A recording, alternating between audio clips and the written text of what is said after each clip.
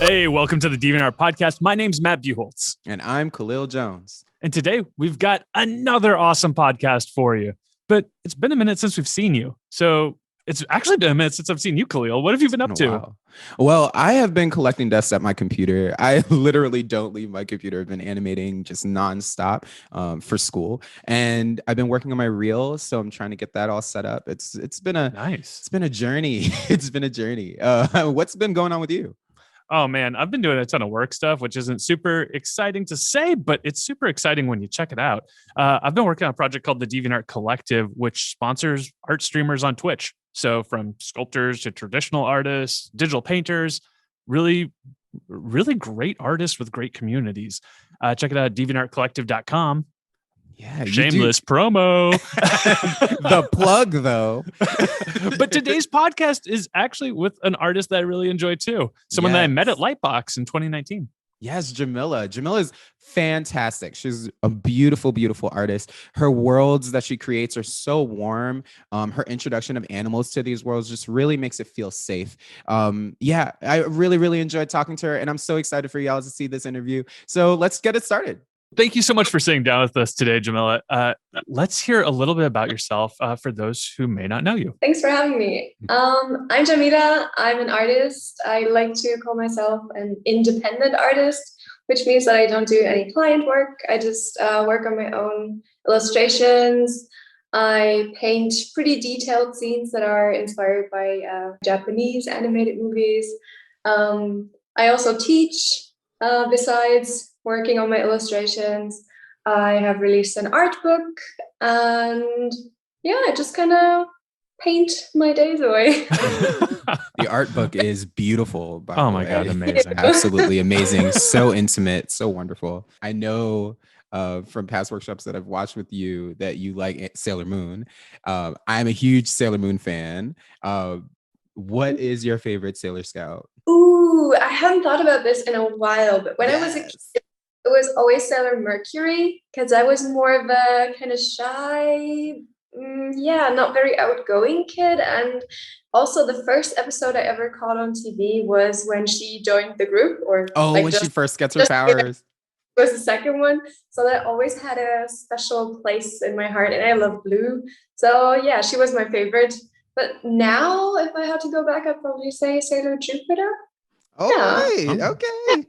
What pulled you to Sailor Moon when you started? What was it about that really drew you to that anime? I've never seen anything like it. I mean, I watched other shows when I was growing up, but I remember I was 5 years old and I was just zapping through the TV channels, and it was brand new, and I saw it, and I saw those transformation scenes. Yes. I was just thinking, okay, I'm just waiting for the day when a cat shows up at my house and it's gonna give me like this magic amulet to transform into a Sailor Scout. So yeah, it was perfect for me growing up. I just loved it so much.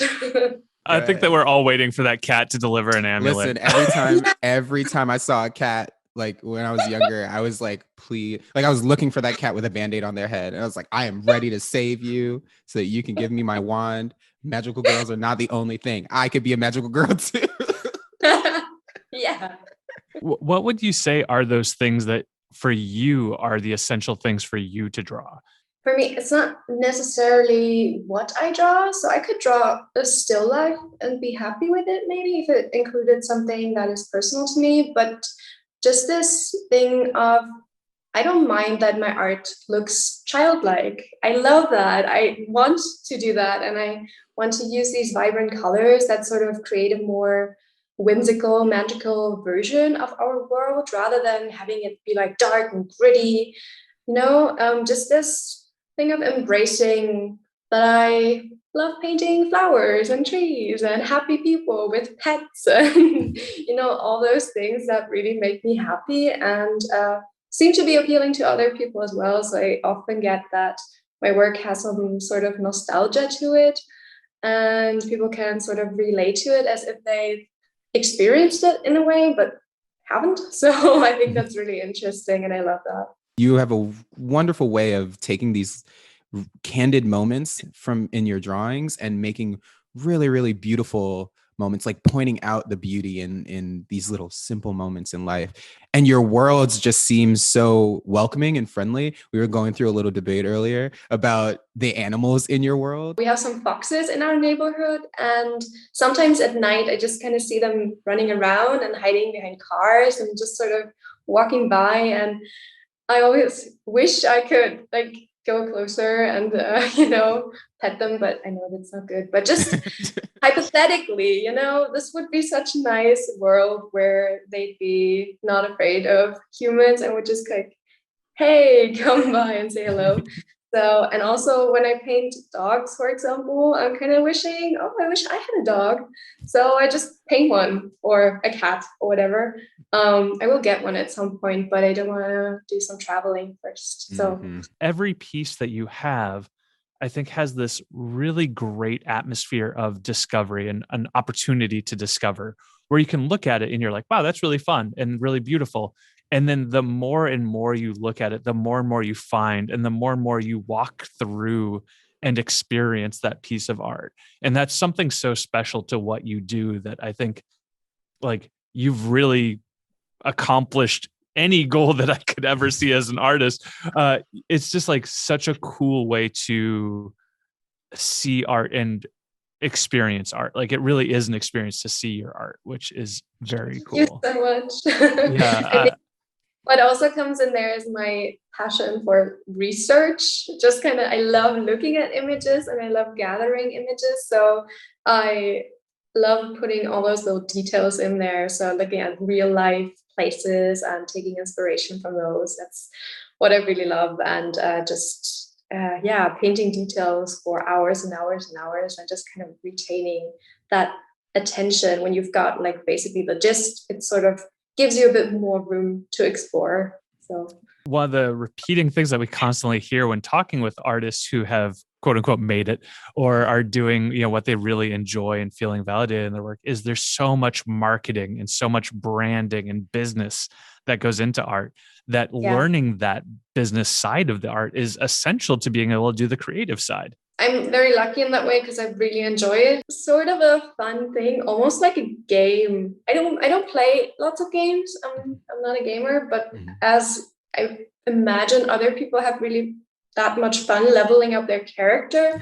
And I'm just sort of having fun leveling up business stuff, thinking like, ooh, how can this puzzle piece fit in there? And how can we connect these things? And how can we kill two birds with one stone? We make this product and then we put it over there. And then at the same time, we can do this. And then it sort of happened. You might be more of a gamer than you think. Yeah, if you define your business strategy as I leveled up, you might be a gamer. For those looking to find that similar independence and really find that authenticity for themselves, what sort of advice do you have for artists looking for that? I would say sort of look at what you're doing, what kind of work you're creating, and where it would fit in. Like product wise, I have done pretty well designing t-shirts because it's like a useful product that people want and need. And that's sort of a way to fund your illustrations. I wouldn't slap my illustrations on a t-shirt. That probably wouldn't look good. So I did like some ink drawings for that. Making an art book is always a good option. Just kind of finding those niche things that you can do, or making an online class, teaching people your skills, that's an option.